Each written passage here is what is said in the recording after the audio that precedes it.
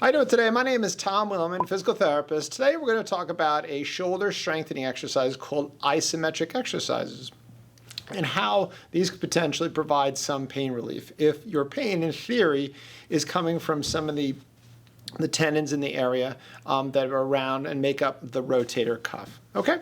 So, but we're going to actually give you exercises just for the ones that are the most problematic.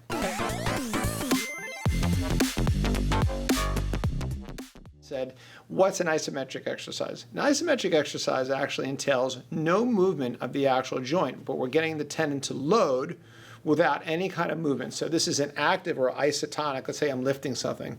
This is an isotonic exercise, okay? I'm moving concentric and eccentrically. That's just different phases. Then there's an isometric exercise where there's actually no movement, okay?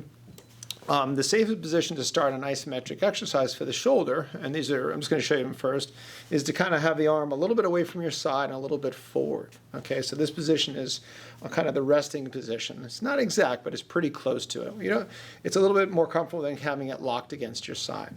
So when we're doing this exercise, we're going to work on, we're going to work on three directions. We're going to work on forward, what they call external rotation, and also shoulder abduction. So those three directions. There's other directions of the shoulder, but those are the ones that we're going to do the isometric exercises for.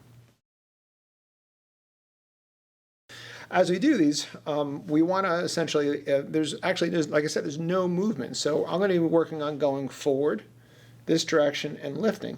The only thing you're going to see is where my hand position is. Okay, so I'm going to put my hand here. If I actually moved, it would be going forward. So the first one is forward like that. So this hand is holding this hand, and I'm trying to punch and go forward, but there's no movement. It's almost as if I was doing this with both hands. I'm pushing against my side. I'm trying to squash something in between, okay? In the sake of this exercise, we're only working one side, towel in, and we're trying to go forward. So we're going to hold that, and we're going to hold that contraction. You're going to feel a tightening of those structures, the muscle tendon and such, and we're going to hold that contraction for 10 seconds, 10 times. Eventually, the research shows in some cases we need to do it for a little longer, 45-second holds. All right? So the first one is shoulder flexion. So we're going to go forward 10 times for 10 seconds. A little discomfort's okay, as long as it goes away pretty rapidly within a few seconds of stopping. You're like, oh, it kind of went away. And oftentimes when you're doing these exercises, you'll notice the first couple are a little uncomfortable, and then you say, wow, I'm giving the same amount of force because you're using your hands. So it's not like a weight where we know it's a pound or 2 pounds. So you kind of have a gauge. Okay, mild resistance, I could do it, little discomfort, but kind of went away. If you do too much and it starts bothering you and it actually increases the pain, obviously we don't want you to do this. This is not something you just have to work through. The other one is going to do shoulder external rotation. I call it our frisbee throw. Okay, that one we're going to take our hand and put it on the outside portion of our wrist, and we're going to try and move it. This arm is resisting this arm, and we're trying to go that way, but there's no movement. As you see, the arm has not changed position, so it's just like so.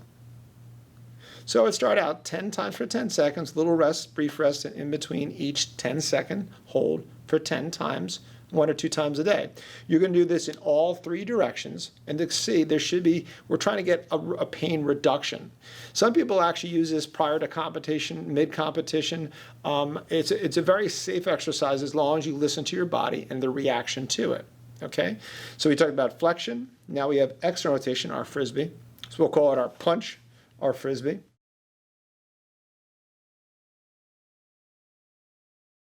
And then we're just going to do our little lateral raise. We're going to lift our arm up.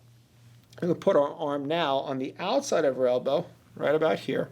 And we're going to try and lift to the side, out like that. Okay?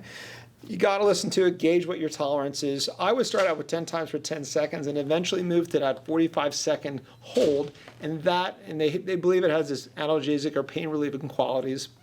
It's not for everyone. And also, we don't know if the tendon is actually the cause of your pain. If it is, these exercises can reduce the pain and allow you to do more or other exercises more comfortably, okay? It's not a diagnosis, so you got to really listen to your body, and if you're having trouble with it, maybe get a formal physical therapy evaluation. But why don't you try these? If you try these after 1 or 2 weeks of doing these, and you can do these daily, and you're not seeing a change, even I would say even a week, then I would entertain maybe we need an evaluation, look a little closer. It should not make your pain worse. But the first couple that you do, you may notice it actually increases the pain a little bit, and then it goes down. Good sign. Oh, wow, it's increasing my pain and it's remaining elevated. Then we might have something here that we have to address, and we shouldn't be doing these exercises, okay? When in doubt, get a good evaluation by a therapist or a physician and take it from there. I hope this helped you out. Subscribe, turn on your notifications, and please like if you like it. And also give us a comment. Love to have a comment from you guys. Anything you had questions about. All right, shoulder isometric exercises. Best of luck.